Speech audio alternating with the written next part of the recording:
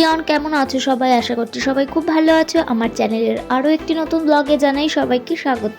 আজ আমাদের পেলিং এর দ্বিতীয় দিন, আর সকালবেলা ব্রেকফাস্ট করে রেডি হয়ে আমরা বেরিয়ে পড়েছি।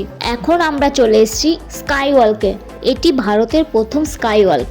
এখানের প্রবেশ মূল্য জনপ্রতি 100 টাকা। কাচের ওপর দিয়ে হাঁটতে বেশ ভালো লাগছিল। প্রথমে ভেবেছিলাম হয়তো ভয় লাগবে নিচের দিকে তাকালে, কিন্তু সেরকম কিছু মনে হয়নি। এখানে আমরা বেশ কিছু ফটো তুলে নিলাম। স্কাই ওয়ার্ল্ডের সাথেই রয়েছে বিরাট এক বুদ্ধা মূর্তি, যেখানে যেতে গেলে অনেকগুলো সিঁড়ি অতিক্রম করে যেতে হবে।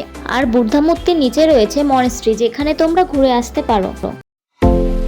আমরা এমনি নিচ থেকে চারিদিকটা ঘুরে দেখছিলাম। খুব সুন্দর জায়গা এটা। এরপর আবারও বেরিয়ে পড়লাম পরবর্তী স্পটের উদ্দেশ্যে।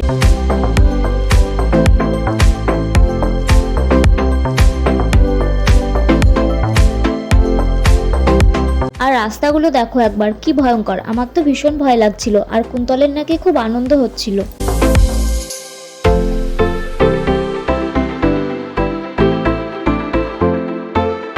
এরপর আমরা চলে এলাম অরেঞ্জ গার্ডেন অ্যান্ড রিম্বি রিভারে। অরেঞ্জ গার্ডেনের ভেতর দিয়ে রিম্বি রিভারে যেতে হয়। এই দুটো একই জায়গাতেই অবস্থিত। এখানকার প্রবেশ মূল্য জনপ্রতি 30 টাকা।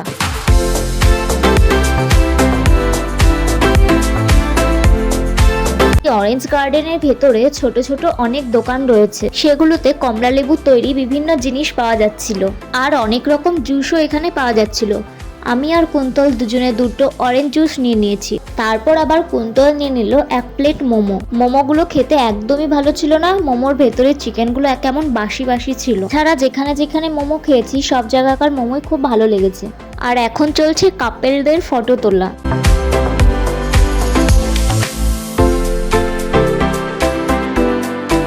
আর ওই দেখো, গাছগুলোতে কমলা লেবু হয়ে রয়েছে। এবার নাকি ওখানে সেরকম ভাবে কমলা লেবু হয়নি। আমাদের গাড়ির যে ড্রাইভার ছিলেন উনি বলছিল। আর হ্যাঁ, অরেঞ্জ গার্ডেনের ভেতরে কিন্তু রাতে থাকার জন্য ঘর পাওয়া যায়। তোমরা কেউ চাইলে এসে থাকতে পারবে রাতে। জায়গাটা এতটাই সুন্দর, ভাষায় প্রকাশ করা যাবে না। আমরা আগে থেকে জানতাম না। যদি আগে থেকে জানতাম তাহলে আজকের রাতটা আমরা এখানেই থাকতাম।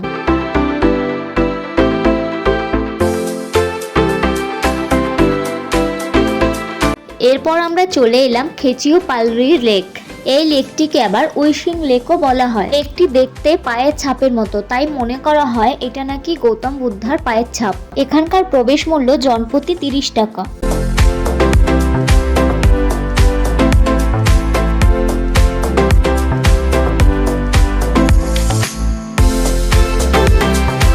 লেকের পাশ দিয়ে আবার ওপরে ওঠার জন্য খাড়া সিঁড়ি করা রয়েছে। ওখানে উঠতে এতটাই কষ্ট হচ্ছিল বলে আমরা কিছুক্ষণ গিয়ে আবার ঘুরে চলে এসেছিলাম। আর রিয়া দেখো বসেই পড়েছে, ও আর উঠতে পারছে না। আমরা এই পর্যন্ত এসে আবার নেমে গেছিলাম। 2-3 জন মতো একদম উপরে গেছিল। ওখান থেকে নাকি পুরো লেকটা দেখা যায়।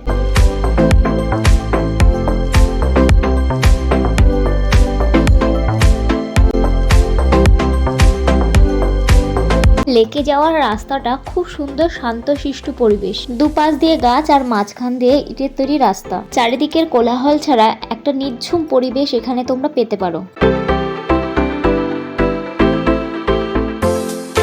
এখন আমরা চলে এসেছি কাঞ্চনজঙ্ঘা ওয়াটারফল।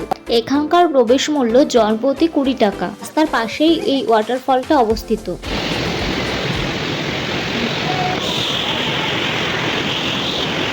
জলের আওয়াজটা দেখো শুধু। আর জলটা এত ঠান্ডা, হাত দিলে মনে হচ্ছে হাতটাই কেটে যাচ্ছে।